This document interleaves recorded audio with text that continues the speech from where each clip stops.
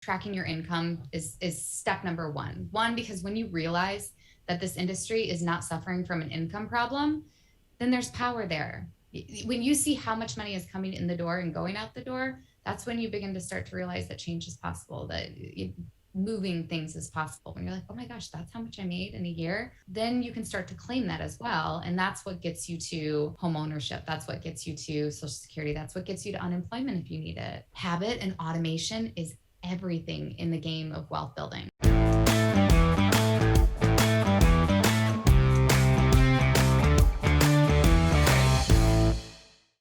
Welcome to the Real Estate and Financial Independence Podcast. I'm your host, Chad Carson. You can also call me Coach, and this is a show all about helping you get out of the financial grind so you can do more of what matters. Whether you're a first-time listener or a long-time listener, thank you for being back for another episode. The title of today's episode is One Woman's Journey from Living on Tips to Financial Independence. This is an interview with Barbara Sloan, and I really feel fortunate to be the person who gets to interview amazing people like Barbara. Not only are they small and mighty investors, she is kind of the epitome of a small and mighty investor. She has one rental property with her spouse and does very well. It's a long distance. She lives in New York City. It's in Boston, and it produces good income. She also has traditional investments and owns a business, a construction business in Manhattan. And so she's achieved financial independence. But the really amazing thing to me is also to hear how she got there, the story behind it. She started off in her teen years, not going to college, had a very difficult, challenging family situation, which I'll let her talk more about in the interview. But even at one point, living in her car and kind of growing from there and getting through that and getting to the profession of the service industry and earning tips. And I really love how she celebrates that career and celebrates people who are in that career, whether you're in the industry or not, and showing how not only can you make a living doing that, but if you learn a few things and educate yourself and apply some of the disciplines, which we also talk about a lot in the financial independence community and on this show, you can even achieve financial independence. There's a lot of benefits of being in that career. So that's the topic we talk about, her story today, some of the lessons she learned, how she did it, and I hope you enjoy the interview. Hey, Barbara, welcome to the podcast. Great to have you. Hi, Chad. So excited to be here.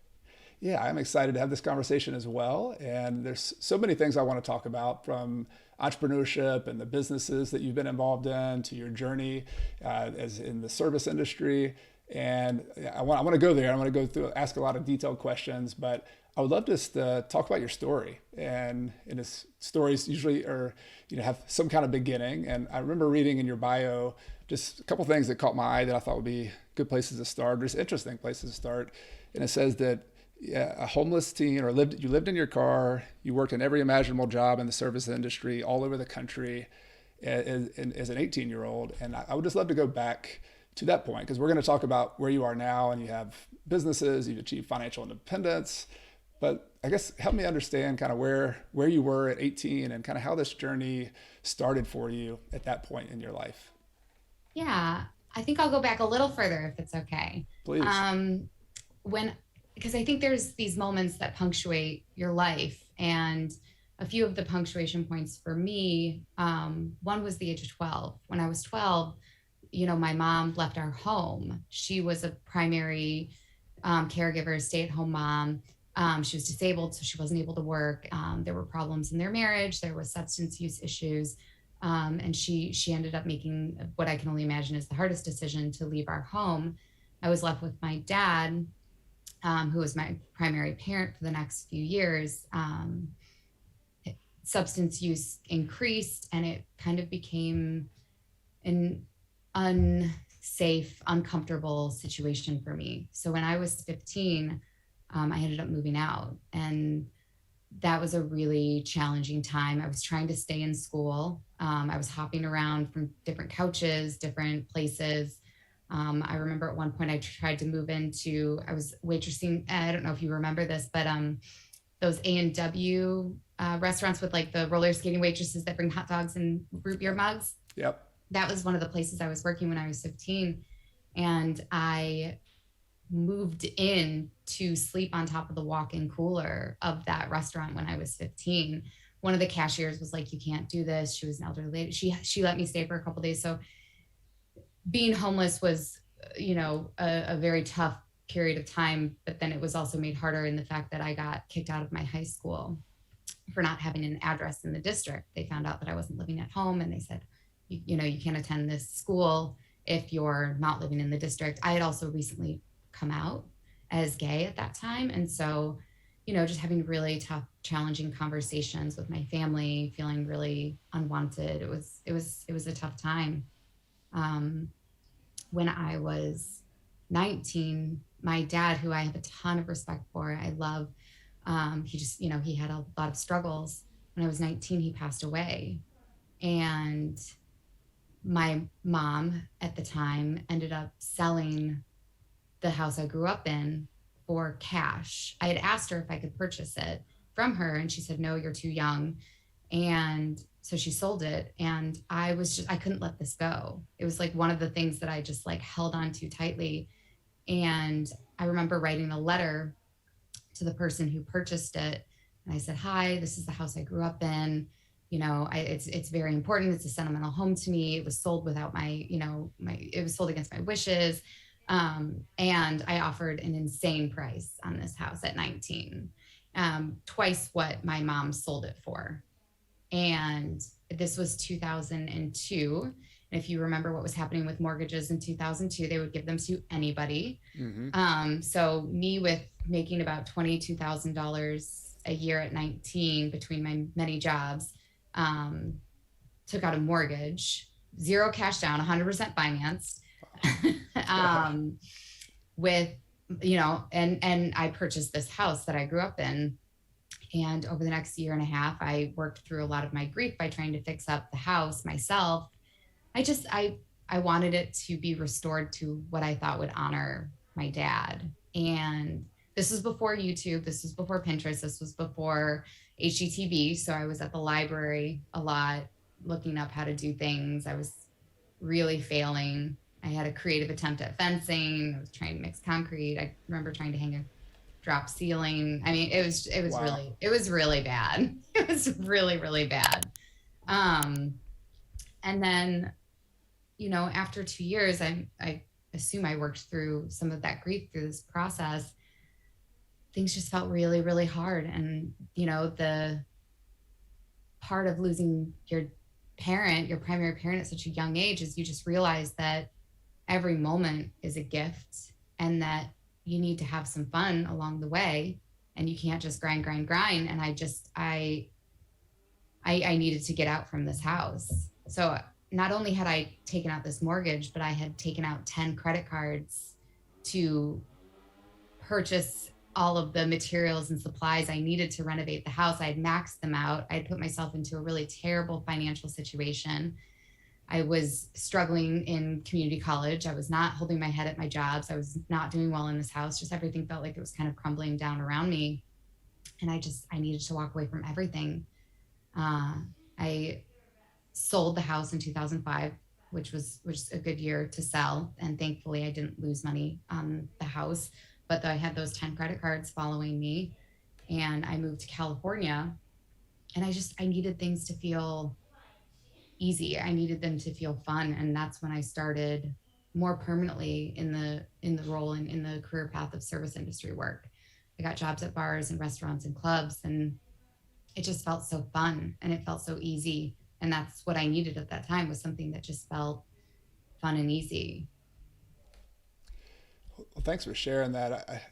Everybody has their own version of different stories and origin stories and tough times as well. But I'm just curious, like, especially as an 18-year-old, a 20-year-old, you're grieving, you're going through things, you're going through difficult times identity-wise.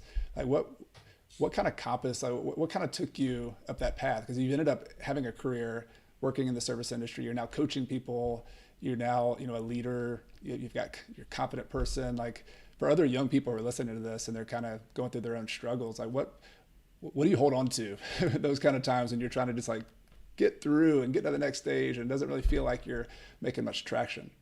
I mean, I think some of those years were some of my hardest years, right? And you realize that it's just not always going to be that hard. Things will get easier, they will get better. Coming out was a really challenging thing. I ended up graduating, thankfully, from high school, but I ended up having to go to an alternative school. My family, it was really challenging with them for a while, but I'm one of the lucky few where eventually my family came around and we now have a good relationship. I now have a great relationship with my mom. I'm taking her to Arizona in 2 weeks to see her sisters. Like I think I got lucky in some of those ways, but I think those early on struggles give you a lot of fortitude and they help you to realize that why not take the risk, because you've already had a lot of terrible things happen to you, so you may as well, right? You're not trying to protect this oh, I've done this all so well along the way and I've got this precious track record that I need to protect. For me it was like, well, I've I've screwed up 1,000 different ways. I've gone down a million different paths and I found a lot of what didn't work. And so, I think it made me more comfortable to take risk. It made me more comfortable to live an alternative lifestyle, to do things unconventionally, because I had already started doing things unconventionally. I think that a lot of my success is being comfortable living alternatively, questioning assumptions, questioning, the norms, and digging a little deeper for those answers. Yeah, beautiful. Well, and let's dig into some of those practical details because I know, on your own journey, you found working and the service industry. You mentioned some of the roles and jobs you worked at, just earning money doing that. You bought a house, went into a lot of credit card debt. Like, if we fast forward to the end of the story, you've learned a lot and you were able to achieve financial independence. You're able to teach people about this. But what were some of the financial journey, the parts of your journey, especially early on, but as you started kind of finding your own feet and working, what were some of the things, or maybe some of the struggles you had to go through to learn some of those lessons that you've now come to teach other people as well? Yeah, I've had two career paths practically held in tandem. I've worked construction jobs in the day. I think that experience with the house I grew up in and renovating kind of made me fall in love with construction and homes. And um, then, so I've had 20 years working in construction and I've had 20 years in the service industry, and I've worked them practically in tandem. Although sometimes I was only working service industry jobs for the better part of 20 years. I like to say dirt in the day and dirty in the evening. But I think those experiences, both of them separately, have had their own lessons that they've taught me. And, the service industry work was wonderful because I think it gave me an abundance mindset in a lot of ways. I had quick access to cash.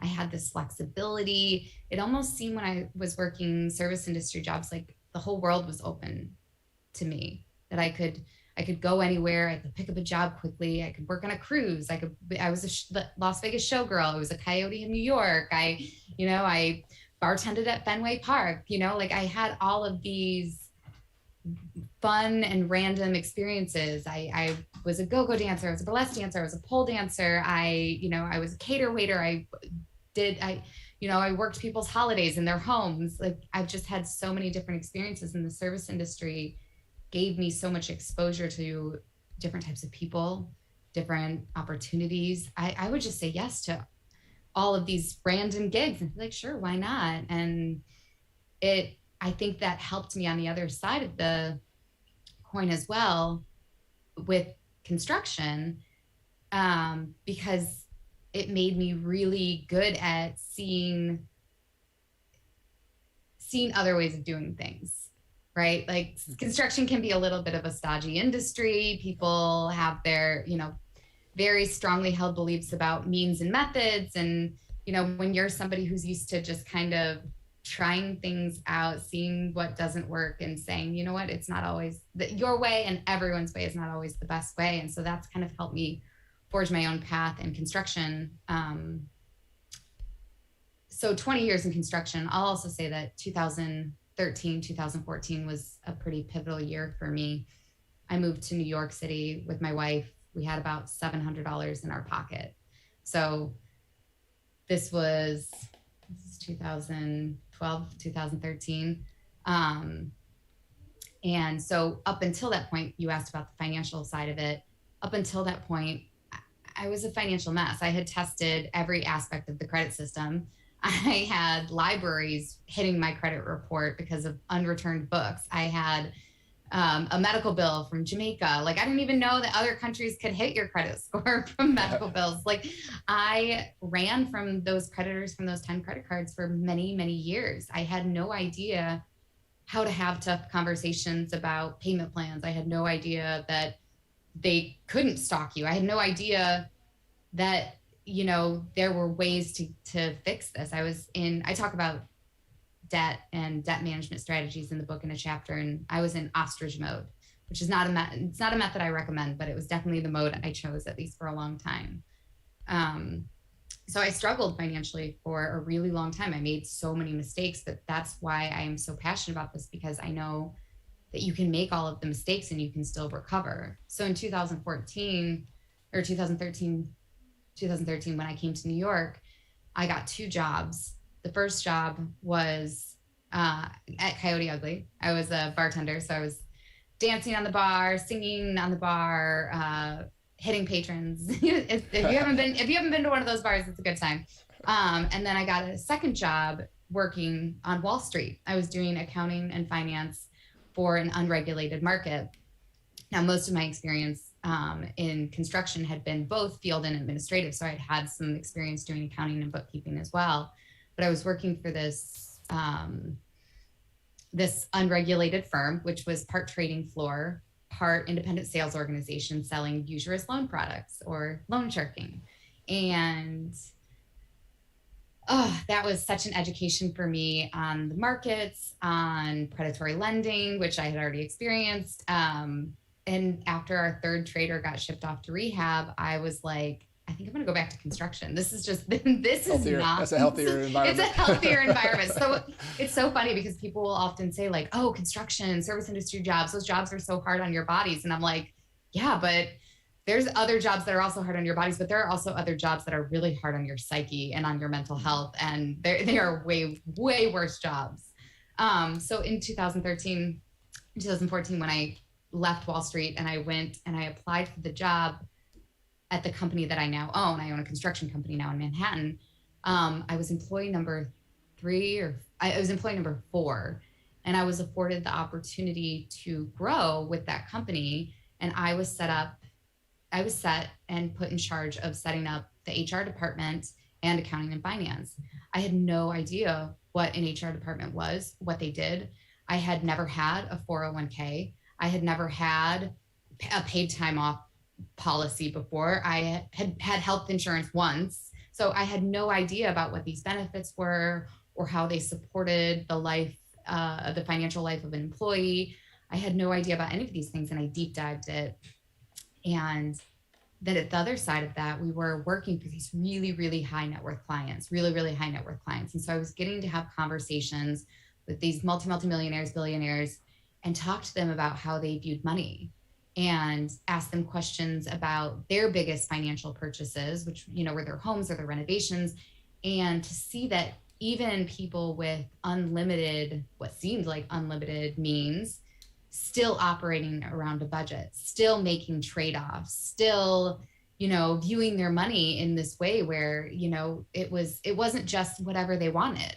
Yep. And so seeing those people and their financial habits, and then seeing these systems of, paid time off, health insurance, 401k, and seeing that these were the things that kind of created the financial health of a person. And it just was a light bulb moment where I was like, oh, there's a reason that people in the service industry haven't had access to wealth building opportunities. And this is a lot of that. This is why it's been so hard for me. This is why it's been so hard for my peers. So I want to spend some more time on that. And by the way, just for people, we've mentioned the book a couple times, and really, I want to highly recommend people get the book. It's called Tipped Finance, The Life-Changing Guide to Financial Freedom for Waitresses, Bartenders, Strippers, and all other service industry professionals. And there's some lessons in that book that are going to be applicable to all of us, service industry or not. And so I want to spend some time digging into some of those you just referenced. But before we leave the construction story, I just find it really interesting as well. There's a lot of people here who own houses, who fix up houses, But I'm curious a couple things. One is you mentioned getting into the construction industry early on. And I just want to get your perspective for other females who get into the construction industry. You mentioned this sort of stodgy industry. It's also a male-dominated industry where, stepping into some of those roles, you might be, stepping into other people's, out of their comfort zone. I'm just curious, one, what were some of your first roles getting into the construction industry? And then number two, breaking in and being a female-owned construction business in Manhattan, what that experience has been like as well. Yeah, I mean, I will say that I started off in very traditional roles, right? Like my first job, I got a job at a GC during that year that I was buying the house. I started off as a receptionist. I think that's where some of my confidence came from. I was like, oh, I work for a general contractor. Clearly, I must be capable of renovating this house on my own.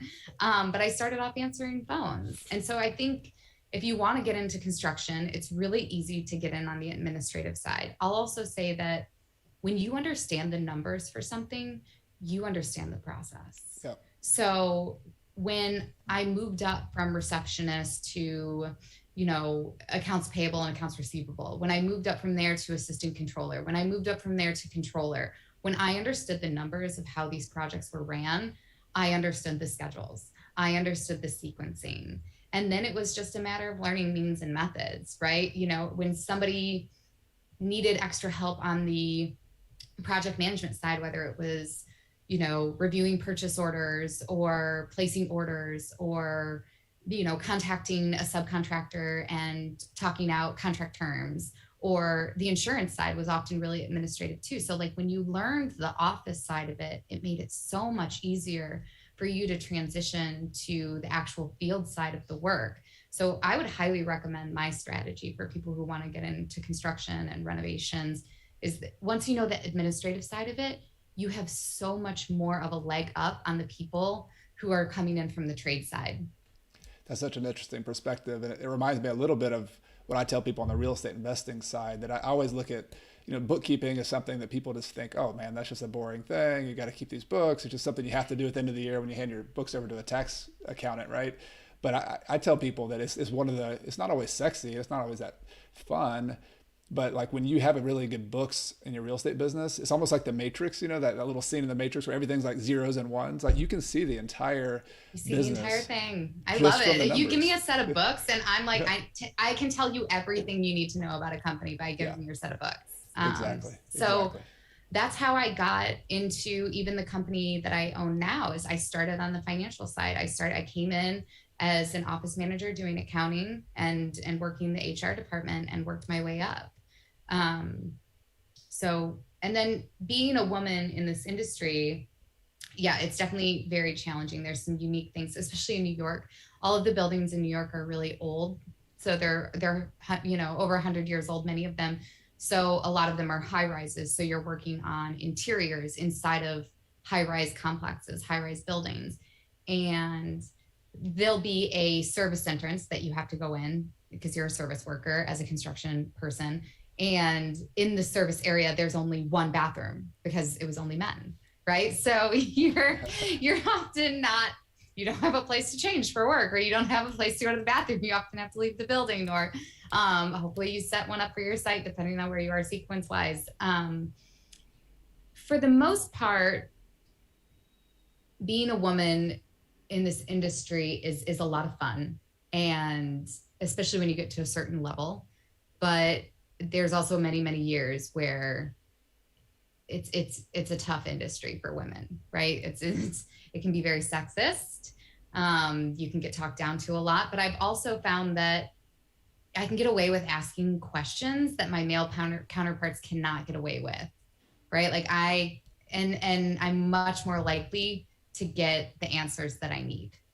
I'll also say that as a woman, I feel we're very organized. We're very structured. We like systems. We like following systems. My best project managers have been women. They're very organized. They're not emotional. They're not yelling at subcontractors all day long. So I think women have an advantage in this industry in a lot of ways. Absolutely. You combine that skill and you combine, if you have a finance background, which you talked about, kind of a misnomer, my understanding of remodeling projects that I've done over the years. Yes, you got to know the trades, which, we can talk about that too, but project management is the business. Like you have a plumber who's an expert at plumbing, you have an electrician who's an expert at electrician, and you can hire a lot of those things out, but somebody's got to run the project. Somebody's got to run the budget. Somebody's got to be a people person to coordinate all that. And so this is so relevant to whether you're doing what you're doing, remodeling properties in Manhattan, or whether you're the small and mighty investor, which you're also a small and mighty investor. You have your own rental property. If you're just running your own rehab on the side and doing that, like it's the same process. You got to be organized. You got to keep good books. You got to be a people person. So it's really cool to hear that you've found your own niche, you've broken in, and you're making that happen. I would love to let's go back again. I'm going to kind of jump all over the place here, to your own financial journey. And so you've been in the construction industry over the years. You now own a construction business, but you've also had this full career in the service industry. And you mentioned some of your journey. You learned how to earn money. It was very flexible. There's a lot of benefits. I would love just to talk more about the service industry in general, both for our audience who are in the service industry, who can hear that there's somebody else who's kind of climbed their way up and has really been successful there, but also for those of us who aren't in the service industry, just to understand a little bit more about what's going on. So just to start, I know you have some really interesting stats about the size of the service industry, how many there are in the United States, and also just who that makes up, and what are some of the unique characteristics that you had to struggle with or to deal with, as there's some really good benefits to being in the service industry, but there's also some structural challenges. Now, those are a lot of questions in one, but maybe let's start off just talking about the service industry in general, just to unpack a little bit what that means for everybody. Yeah. So it's sort of, I love talking to personal finance people about this because it's very similar to a brokerage account. When we talk about a brokerage account, we are talking about a very specific account. We are talking about an after-tax account. But a brokerage account is really any account that's available at a brokerage. But when we're talking about it, we're always talking about this one specific account. And we all know this. And the service industry is very similar in that way. When anyone who does a service is technically a service industry person, a service industry professional. But when we're saying service industry work, when we're saying service industry professional, what we're all talking about is people who work in restaurants, bars, clubs, beauty or body services, and transportation. Those specific industries, people who rely on tips for a portion of their income. There are two main types of employment that most people know about. They know about W-2 employment, the traditional 9-to-5-esque type work, traditional employment as we call it, and then entrepreneurship. With W-2 work, you are getting the employers providing all of your benefits, providing all of your pay. They're deducting your taxes. It's very understood by most people what that employment style looks like. And then you have entrepreneurship, which is where the business owner is likely factoring in their own salary, their own benefits, all of their own business expenses into their product or service charge. Would you throw the gig? Sorry to interrupt you there. Would you throw the gig economy and contractors into that? Gig economy, contract. Yeah. Yep, they're all under entrepreneurship. But there's a third type of employment that people often forget about, and that is tipped employment. Tipped employment is the only other employment type that has its own separate sub-minimum wage, which federally is $2.13. Right? It's terrible. The service industry is the largest private sector employer in the United States. Wow. It employs over 5.5 million people in the United States. Those are people living on a tipped income. Some things that are unique about people in the service industry is that they often do not have access to a 401k. They do not have access to health insurance. They do not have access to paid time off. A 401k, you obviously know this, but a 401k and your primary residence are the two most popular ways that Americans build wealth, either through their 401k or through their primary residence. The biggest and best way that most Americans build wealth. Those two avenues are not options for people in the service industry because they are not provided a 401k, and also because people in the service industry tend to not claim all of their income and therefore are ineligible for traditional funding. for a primary residence. Right. So So getting a mortgage, trying to prove that you have income, trying because to prove you have if it's off income. the books, or a lot of people do that, and we could talk. I know something you talk a We lot can about, totally but talk about that. Yeah. yeah, but it is something that kind of puts you behind the eight ball if you're not educated about. Hey, seems like that's a better thing to do, but then you can't get a loan. You're not also not getting, your Social Security income, which I know maybe you could talk about that a little bit, Yeah. because you don't report as much. So yeah, those are some of the things that for many service industry professionals, that's just kind of built in. It's built in some headwinds, some structural disadvantages that they have to face. Yeah. So tipped employees are economically the most disadvantaged people in our population. They age into the most economically disadvantaged. Majority of retired service industry professionals live solely on Social Security. The average Social Security check, and that's for somebody who claimed all of their income last or 2020, was $18,000.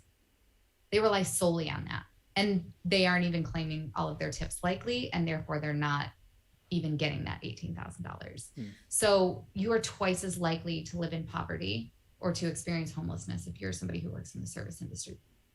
Not only that, like I was talking about with my Wall Street job, these individuals are preyed upon. That's the only time they see financial services, right? No one who's doing, insurance sales or investment sales, they aren't approaching people who work in the service industry. The only time these people are approached is when it's in a very predatory manner, when they're being offered these usurious loan products.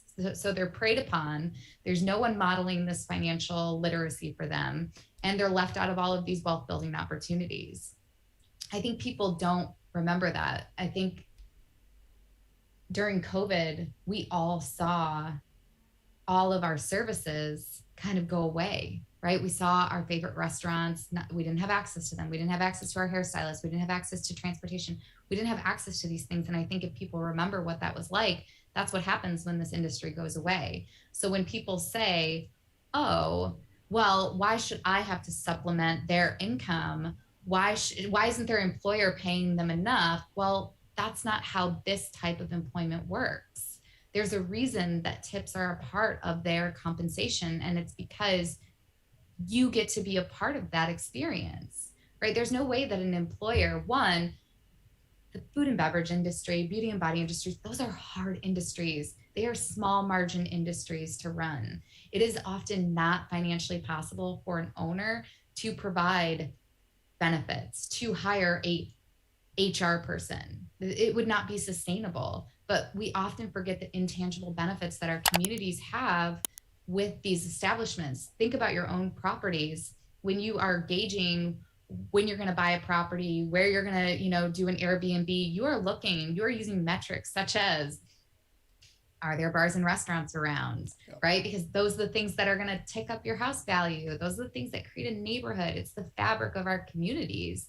And I think people need to remember that when they are visiting these establishments.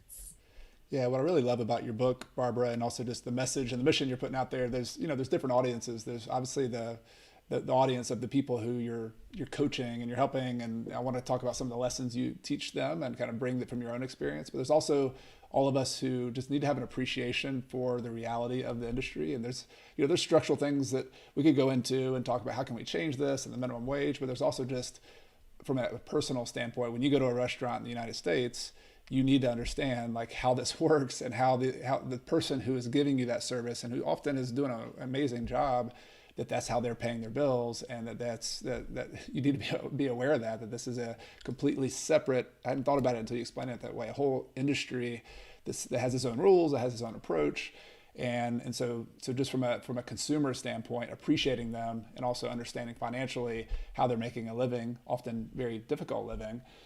That's been a really helpful message for me listening to it and reading about it.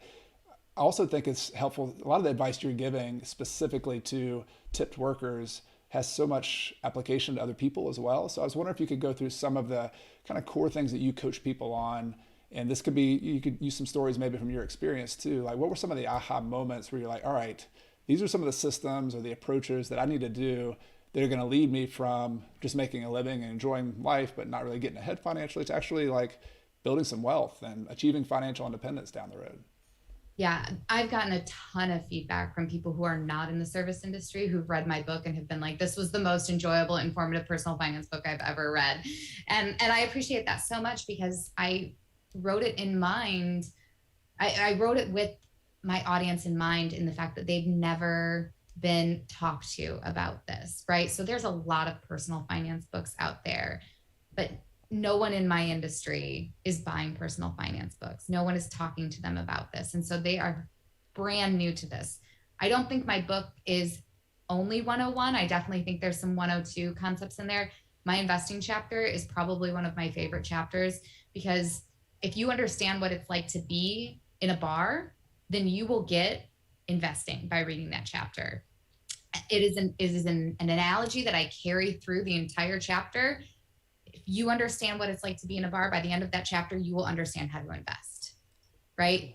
There's some environmental and mindset work when you work in the industry that I think is good for everyone as well. Boundaries. When you're working in the industry, you're working with the general public. Boundaries are a big part of what needs to happen. Also, not letting your environment sabotage you, right? There's a lot of hazards. The industry that I work in as well with the service industry is construction, and in construction there's a lot of hazards as well, and you get training for how to protect yourself against those hazards. Oftentimes in the service industry, you are not taught how to protect yourself from hazards, whether it's clients, whether it's your environment. And then a big part of the book is about setting up these benefits for yourself, giving yourself a PTO policy. When you are in an industry where you get people who say to you, what's your real job? And it chips at your confidence. It chips at your skills. And people in the service industry are highly skilled individuals. They are entrepreneurs in a lot of ways. They are the beginning, middle, and end of an experience. They are often managing an entire section, an entire establishment. And when they get patrons who come in and maybe chip away at their confidence with certain questions or assumptions about their ambition, or about their, maybe putting some shame onto them about what they do for a living, it can be tough to unwind all of that. And when you help somebody, like what I do in my coaching practice, when you help somebody with their financial lives and they start getting their financial house in order, there's a whole lot less shame about what they do. People come in to coaching with me and they feel a lot of shame. Oh, well, I'm only a waitress. I'm only a bartender. I'm only a dancer. And once you get your money in order, and I think that's what's beautiful about, people who are into real estate and people who are into personal finances, once you get your finances in order, you're like, I do what I want. And unemployment is a sexy word in this niche, right? Like you're proud to do things that are strange or different or unique. And so sometimes what we think we're ashamed of or what we think aren't working for us, that's not actually the case. Right. Yeah, and I love how you've pointed out that, I think every industry has our room for our areas for growth and our strengths. And one of the things that I've gotten from your conversations, Barbara, is that tipped workers have these amazing communication skill sets, like that, just on a whole nother level. Like I've often had interactions with somebody in the service industry where I'm like, I think to myself, like that person, like I would hire them in a heartbeat to do anything. Like it just because that skill set they have, I could teach them the finance, I could teach them the construction stuff, I could teach them whatever else, but those are some amazing base skills that are just really hard to teach. So the communication, the service, just the act of serving people, like every business is service. Like and so like I love how you point out that like service industry workers are really entrepreneurial. They learn how to make money. They often make pretty good money and often don't know how much they're actually making. But if you teach, like you're trying to teach them some of the structural personal finance stuff that sometimes they're either not aware of or just some of the structures kind of working against them. So it's just building up that kind of balancing that skill set. And I would be curious when in your own story, Barbara, when you finally kind of put that all together, you had the ability to make money, you'd worked in different industries, and you started saving in a 401k, you started getting on a budget. Like what were some of the things some of the kind of milestones for yourself in your own personal finance journey that you took? When we moved to New York, my wife got a job doing finance for a startup company that they got bought out by an insurance company, and basically they were giving us a free financial advisor. And I sat down with this advisor, and it was a hysterical experience because they told me I needed $7 million to retire. They told me all of these crazy things. And then they told me about an emergency fund. And they were like, oh, it should be like 6 months of your living expenses. And I was like, that is bananas. Like, you don't want me to invest it. You don't want me to put it into real estate. You want it just sitting there in a bucket doing nothing. And I just sit there and stare at it. And I was aghast. And so after I heard that, it kind of lit a fire under me. And I went out and I read every possible thing I could on emergency funds. And it was the only thing he was right on. But I have to give him credit. But then I started listening. It was 2016. I started listening to a bunch of personal finance podcasts, started reading personal finance books. I couldn't stomach like the political climate at the time. And so I had to kind of shut everything off and just kind of like walk away and do my own thing. And that was me deep diving personal finance. And once I realized those systems, I was like, oh, okay. Like, we go back to, real estate, a primary residence being one of the biggest ways that people would build wealth. If we think about the 401k, how most people get a 401k is that there's somebody in HR that says, check this box, and you check this box. And that's how most of Americans are able to retire. And the fact that it was just so simple, and that this entire 5.5 million industry people don't have access to that level of automation where it's just like, boop, and you're a millionaire by the time you retire. It was just unacceptable to me. And so first I put the systems in place for myself, right? I did. My construction company where I was starting, they didn't have a 401k. And I was like, we're putting this in place, right? And we're getting FSA, we're putting a paid time off policy. Majority of Americans get 20 days paid time off in a year. 20 days. That's a month.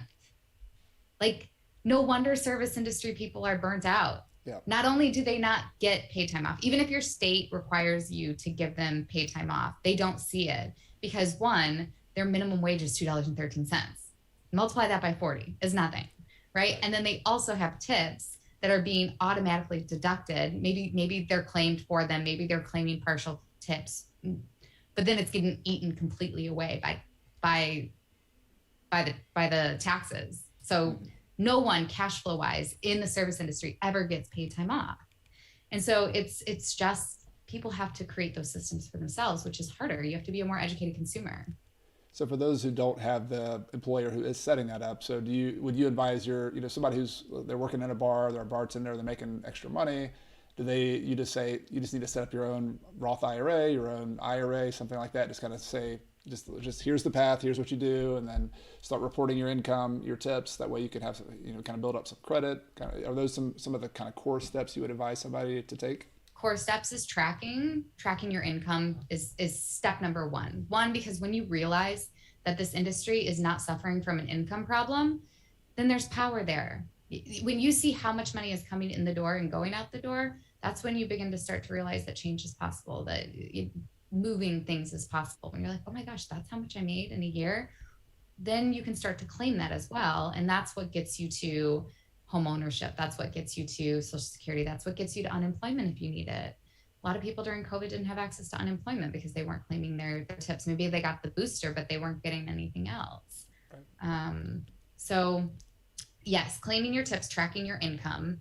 I think that people who work in W-2 jobs or entrepreneurship gigs, if they didn't have to track their income, they wouldn't either. They would have no idea how much they made. So it's not some moral failing. It's not these people trying to be, greedy or sneaky. It's just part of the industry. You're just not in the habit. And habit and automation is everything in the game of wealth building.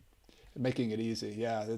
Money and finance can be intimidating, first of all, but then it can also, and part of this is the whole money service industry on purpose tries to make things seem complicated in order to get their fees. But what I love about the FIRE movement and a lot of what you're doing with your book and your kind of niche of the FIRE movement and others is just showing how it can be pretty simple if you educate yourself and you do these steps. But it's simple is not easy all the time. The discipline to set up those things is difficult. And I love how you're sometimes having a role model, somebody who's walked in your shoes, and you can see how they've done it, and you can see how it's worth it. like, hey, like those sacrifices you have to make, you could do this and you could have this autonomy, you could have this flexibility, you could have this freedom. And in your case, you actually like buying real estate as well. Like, I don't know if you mind going into that a little bit. Just how did you end up getting into the real estate side of things? You've been in the construction business, you've made good income, you start saving a 401k or an IRA. Like what took you towards the real estate angle as well? Well, I love what you just said about modeling, right? Like, I think my parents were, they had, if you think my upbringing was tough and, homelessness and kicked out of school, and if you think my childhood was tough, theirs was 10 times tougher. And the fact that they were able to still model home ownership for me was huge. The fact that I got to see that even on the edge of Detroit, even though it wasn't like the nicest of places, the fact that it was modeled for me made it a lot easier for it to feel achievable for me. And even when I was 19 and I bought that first house, like there's no way I would have done that if my parents hadn't owned their home as well. And so I think modeling is a huge part of it. You have to get around people who are doing the things that you want to do. Your circle, your surroundings, it's really important to you achieving that. My wife and I, we have a rental property in Boston, and I have to give my wife credit. She found um, a property that was in an area where there was some subway expansion happening, and bought before years. We bought before the subway had finished or even broken ground. And it's a luxury property. We just have the one, and it does very well for us. We're really happy with it being super simple. It was also a place that we lived and we know it well, and I go back and I fix it up. And we don't have property management or anything. It's very simple, it's very small, and it's been an enjoyable process.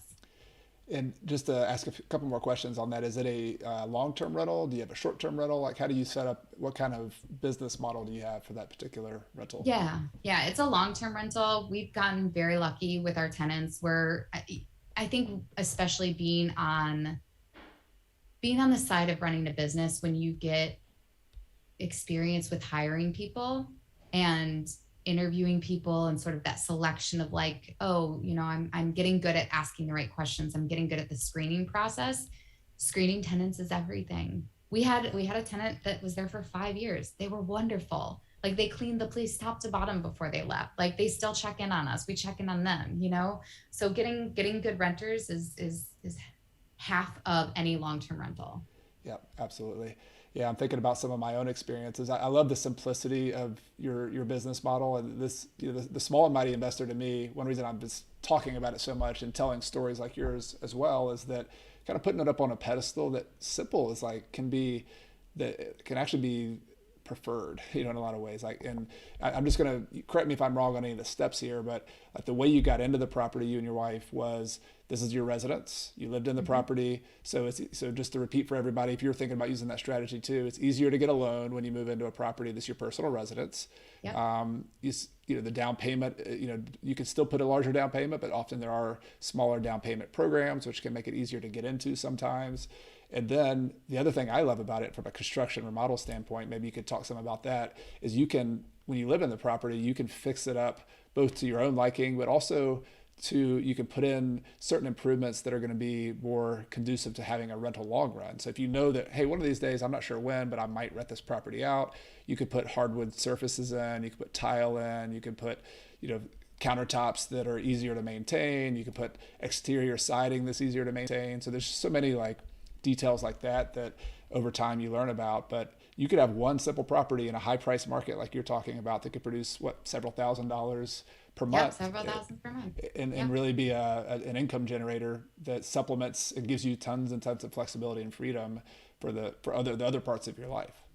Yeah, and I think it's really interesting because I do have this experience of 20 years in construction, and I also worked for, when I was younger, after I moved to California, I moved around the country a lot. I lived in Las Vegas, Boston, New York. Like, I lived all over the country, and I would work for different kind of construction type companies while I was, dancing or bartending in the evenings. And so I worked for a developer, I worked for a property manager.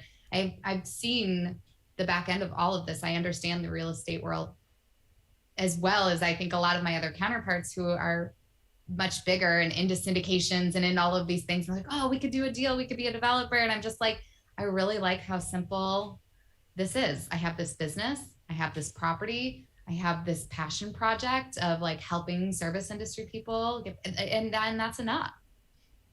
Enough. That's the key word. That enough word is hard. I speak for myself as well. That sometimes just knowing, hey, this is enough financially. This is doing well, and I have these other projects that are enough. So I love to hear that. I want to go back before we wrap it up. I want to go back to some of the key takeaways financially from your own experience and your own journey. You starting where you started and going through some of the struggles you went through, but then also learning what you did about the service industry and about how to make income, and then teaching yourself some of the systems and processes. What were some of the, I would say, the key lessons, or looking back on your journey where you now have enough wealth built to be financially independent, you have income coming in? Like, were there any just big lessons that you would advise people on as they're looking back at their own journey? They might be just starting where you were as well, that would help guide some people who are kind of earlier in their financial independence journey. I would have gotten an emergency fund so much sooner, right out of the gate. That bucket of money gives me so much peace of mind in so many ways. I would have been able to say no to a lot more things, a lot more situations. I would have been able to stand up for myself. I would have been able to have better boundaries. And again, I made great money in the service industry. It was never an income problem. It was a system problem. So if I could go back in time, I definitely would have created that bucket for myself, because I think it would have given me more autonomy and there's a lot of autonomy in this industry to be had, but even more. Yep. Love it. Yeah. To this day as well, have an emergency fund in my personal life, also in my business. Mm-hmm. And the amount of peace of mind that gives me when there's storms in the economy, it is, it's not that I'm not nervous about those things. They don't affect me, but it's like a big umbrella. It's like a cushion around yourself that it allows you to make better decisions, more calm decisions. And that you can't put a price on that. Like, that's such an amazing benefit. So I'm a big fan as well. Yeah. I would also say, don't stress your credit score right away. I always get people, and this is just, I don't know if it's just in the service industry, but a lot of my first coaching clients will just say, oh, I really want to improve my credit. And I'm like, why right now? Of all the things that we can focus on, like, it's the cherry on the financial sundae, but there's so much more than that. Right. Yeah, I don't know if that's, a lot of the financial advice out there traditionally has been from banks and lenders, giving the financial education, who do have an incentive to have you, like, the credit score is everything. Like, yes, of course it's important, but it's just like one little piece. The habits, like the habits you've talked about, like the actual habit of setting aside money and starting a 401k or an IRA, setting aside emergency fund, having a budget, looking at your money, like those are much more important, right, than in the big scheme of things. And for service people, they don't have access to 401ks, and they likely will never get access to a 401k. So for W-2 service industry people, I would always recommend an IRA, Roth IRA, max that out, and then we move to the brokerage account. For people who are in the service industry that are 1099, I always recommend a solo 401k, and then they can move on to a brokerage account or something else if they need to. But yeah, and I think the other reason that my book tends to do well with people who aren't in the service industry is that there's a lot of story and analogies for places that are fun, right? Like, I worked in a lot of clubs, bars, restaurants. Those are fun establishments. And I think when you approach personal finance with a lot of fun, then it makes it a lot more digestible. Love it. Yeah, and I think that goes to one of the final things I wanted to talk about. It was just an interesting story, maybe that either came from the book or just listening to some other interviews you've done. This idea that in the financial independence movement, a lot of people, and also people looked at tipped workers as, hey, this is kind of a transitional job, or you mentioned kind of a stigma or sometimes a esteem issue, like, hey, this is just something that people do temporarily, or they're in college. But not only can it be a career, a well-paying career that can lead to financial independence, it could also be this fun side career, maybe that you do part-time even after financial independence. And so I was wondering if maybe you could talk a little bit about that. There's this term barista fire that people go into and say, you have enough income to pay the bills, and then you have this fun, enjoyable. And they're talking, the name of that is being a barista. That's so. Maybe you Yeah. could talk a little bit more about this idea of like post financial independence, or maybe a hybrid of financial independence with being a service worker.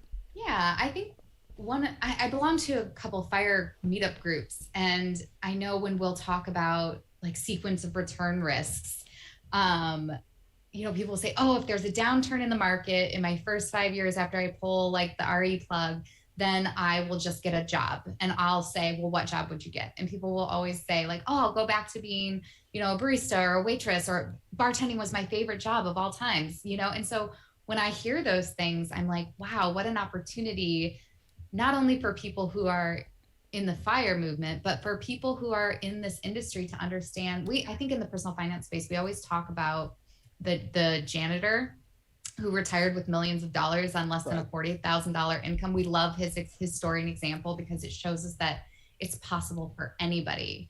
And I love that example because a lot of people in the industry make more than $40,000. Yeah. Right? Especially if you're in a coastal city or a big city, or, there's certain establishments where you make more money than others.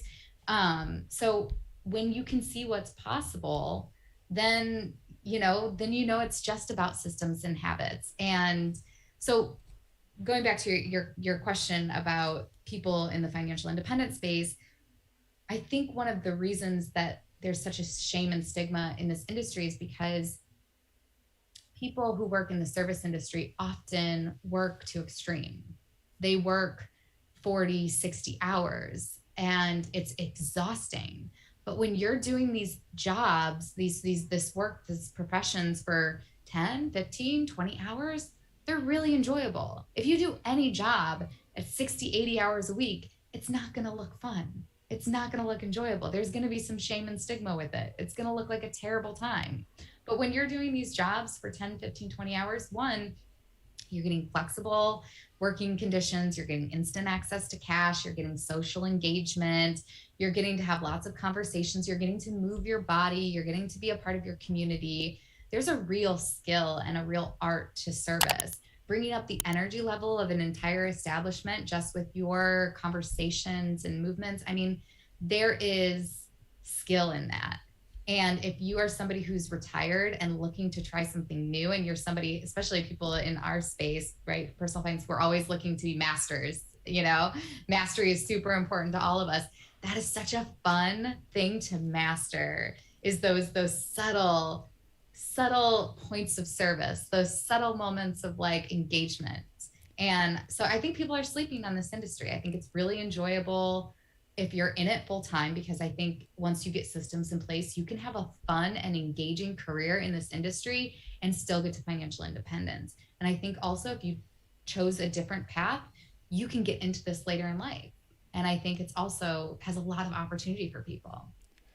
Yeah, I love it, and I love the message on multiple levels, Barbara. But I think kind of as this closing message, we have a lot to learn from the tipped industry. I think we being the larger society, we being in the fire movement, and one of the particular lessons I'll just echo here is that as we try to get financial security, a lot of the focus in the fire movement seems to be on, let's just run the numbers and let's crank it into a spreadsheet and let's have a certain amount of wealth. Like your financial advisors, you got to have $7 million in the bank. And yes, like if you're just purely looking at it from a math standpoint, and trying to look at it like an insurance person would, yeah, there's a pure math, but there's also like this living organic side of financial independence, which in my experience, somebody who's been financially independent and who, yes, the wealth and the spreadsheets help, but it's often the skill set that tipped workers know, which is you got to go out and have the ability to use your own skills to make money at some point. And so having that skill as a financially independent person, or somebody who's halfway to financial independence, gives you so much confidence from a financial standpoint. But it's also, I love that you're emphasizing how much enjoyment and how much purpose it can give you as well. And I think that's something missing in a lot of the conversation of financial independence, is that it's not just numbers. This is something that, what are you retiring to? What are you trying to have independence to do? And I think your story, Barbara, and what you're trying to encourage people to do is like fits right into that perfectly. But from both the financial standpoint and the how do you live your life with purpose and meaning and connection with people, and just really appreciate what you're putting out there. Yeah, I think when we talk to people who have achieved, financial independence and they have retired early, they'll go back and they'll say, "Oh, I wish I hadn't rushed so much," right? And the whole goal of all of this is to have a life well lived.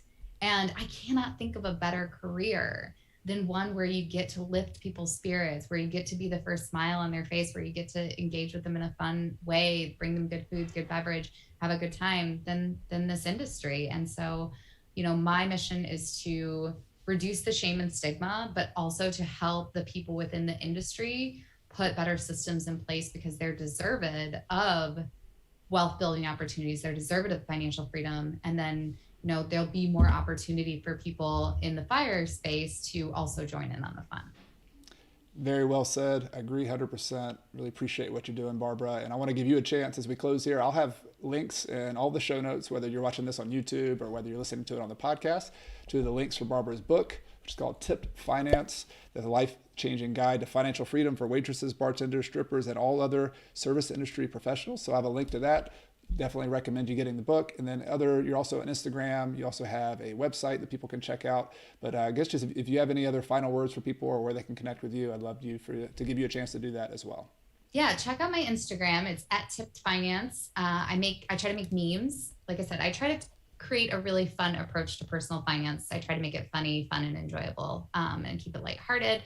And yeah, if you're interested in working with me as a coach, www.tippedfinance.com. If you are a restaurant, bar, or club owner, I do come and do private speaking gigs to your staff to talk about, how they can achieve financial independence. When you get, a staff that is staying, you have less turnover, it's a better business for you. So please reach out to me if you're interested in having me come speak. And yeah, www.tippedfinance. This has been so much fun. Yeah, this has been a lot of fun, Barbara. Thank you so much, and look forward to staying in touch. Okay, take care. You too. If you like the show, I'd like to invite you to subscribe to my free email newsletter at coachcarson.com/REI Toolkit. In addition to weekly updates, articles, and behind-the-scenes tips from me, my email newsletter subscribers get my real estate investing toolkit, which includes a property closing checklist that I actually use when I buy properties, a real estate deal worksheet, a tenant screening criteria checklist, and other spreadsheets and goodies that will help you on your journey to financial independence using real estate. You can get it all for free at coachcarson.com/REI Toolkit. I also want to take this time to thank some people behind the scenes who make this podcast possible each and every week. This includes my podcast editor extraordinaire, Michael Wynn, my amazing virtual assistant, Megan Thompson, my wife, Carrie, who helps me behind the scenes and is my partner here at Coach Carson. And of course, thank you to all of you, the listeners of this show who make everything possible. This show exists for you. It exists because of you. And I really appreciate you being here for another episode. Everything I've shared with you in this episode has been for general education purposes. I've not considered your specific situation or risks. Before buying your own investments, be sure to consult a financial, real estate, and/or a legal professional. Until next time, I'm Chad Carson. You can also call me Coach, and this is a show all about helping you get out of the financial grind so you can do more of what matters. See you next time.